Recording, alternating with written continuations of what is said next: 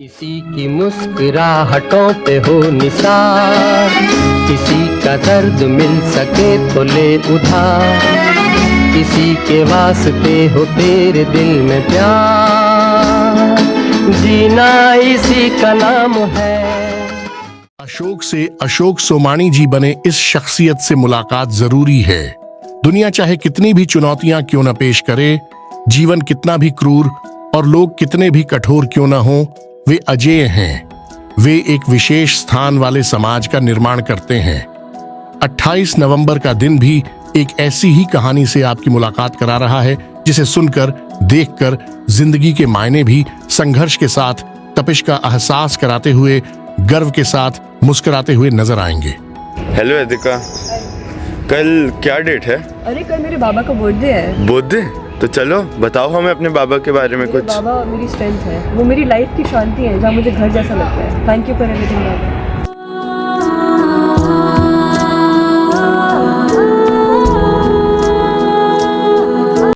अरे ये देखो एडनेट्स, कितनी मेहनत कर रहा है।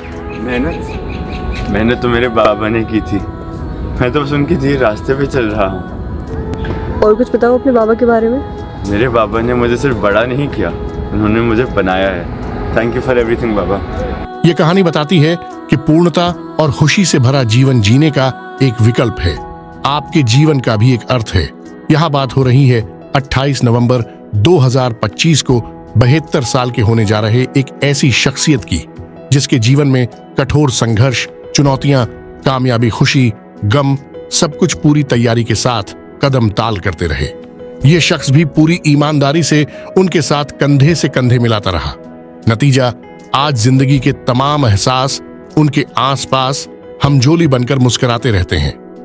हरियाणा के रेवाड़ी जिले के गांव खोल में स्वतंत्रता सेनानी आर.डी. सोमानी व लीलावती को 28 नवंबर 1953 को पुत्र रत्न की प्राप्ति हुई।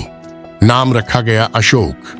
3 बहनों व 2 भाइयों में दूसरे नंबर के इस बालक ने बचपन से ही अपने माता पिता को संघर्ष में तपते हुए देखा। पिता देश की आजादी को लेकर चल रहे आंदोलनों में खुद को समर्पित कर चुके थे। माता पर परिवार को चलाने की पूरी जिम्मेदारी आ चुकी थी।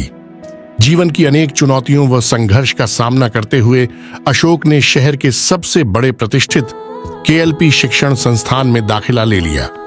वे पढ़ाई करते हुए आगे बढ़ पाते कि 17 साल की उम्र में पिता का साया उठ गया।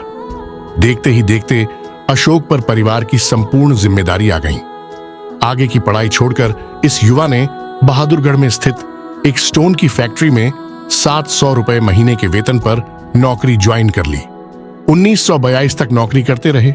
इस दौरान वे अपने पिता की पत्थरों की खादान लीज पर लेने को लेकर कोर्ट में चल रहे केस की लड़ाई भी बराबर लड़ते रहे।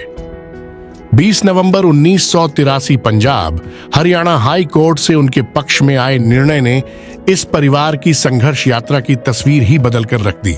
इसी दिन ही उनके छोटे बेटे अमर का जन्म भी हुआ था। देखते ही देखते यह युवा पत्थरों की खादानों के व्यापार में अशोक से अशोक सोमानी जी बन गया। इतना ही नहीं, उसने इस व्यापार को हरियाणा मिनरल नाम से देश की सीमा से बाहर 25 देशों में फैला दिया। वे पहले निर्यातक थे, जिसने अपने गांव के साथ लगी कुंड की खादानों व राजस्थान के पत्थरों को विश्व के मानचित्र पर पहुंचा दिया। अशोक सोमानी जी अपनी युवा अवस्था में हरियाणा के उद्योग जगत का नामी चेहरा बन गए। उनकी यह यात्रा केवल स्टोन बिजनेस तक नहीं रुकी। वे समाज में हर उस जगह नजर आए जहां बेहतर बदलाव की उम्मीद उनका इंतजार कर रही थी। चाहे अपने गांव में स्कूल खोलने के लिए जमीन देने की बात हो, या 2000 में रेवाड़ी जिले का पहला सोमानी इंजीनियरिंग कॉलेज खोलने का जज्बा हो। साधारण से असाधारण बने इस शख्सियत के कदम तेजी से उस दिशा की तरफ चलते रहे जहां रेवाड़ी का नाम देश प्रदेश स्तर पर गूंजता रहे। इसलिए उन्होंने शिक्षा की मजबूत बुनियाद के लिए 2002 में गांव मसानी में अपनी माताजी लीलावती ट्रस्ट बनाकर सोमानी विद्यापीठ की स्थापना की, जिसमें देश भर से बच्चे यहां शिक्षा ग्रहण करने के लिए आने लगे। 2010 में राजस्थान भिवाड़ी में भी सोमानी विद्यापीठ खोली गई। इसी दौरान परिवार पर एक बड़ा आघात पहुंचा जब उनकी पत्नी रूकमणि 3 अगस्त 2010 को सभी को छोड़कर चली गईं। यह वह दौर था जब सोमानी परिवार का व्यवसाय पूरे चरम पर था और बच्चे पूरी तरह से दुनियादारी को समझने के लिए समझदार हो रहे थे। संघर्ष में तपकर चट्टान बन चुके अशोक सोमानी जी ने इन हालातों में भी खुद को बिखरने नहीं दिया। समय के साथ साथ बड़े बेटे आकाश सोमानी ने पिता के स्टोन के कारोबार को संभाल लिया तो छोटे बेटे अमर सोमानी ने शिक्षा संस्थाओं की जिम्मेदारी ले ली। उनकी दोनों बेटियां वर्षा और ऋतु भी अपने ससुराल में बखूबी अपनी जिम्मेदारियों को निभा रही है। बड़ी पुत्र वधू चारू सोमानी ने जहां परिवार को संभाला हुआ है, वहीं छोटी पुत्र वधू श्रुति सोमानी ने शिक्षा संस्थानों व सामाजिक गतिविधियों को मजबूती से संचालित किया हुआ है। अशोक सोमानी जी जहां एक तरफ स्टोन कारोबार में एक बहुत बड़ा नाम बन चुके थे, वहीं समाज में उनके निस्वार्थ और अतुलनीय योगदान की गूंज हर समय बनी रहती है।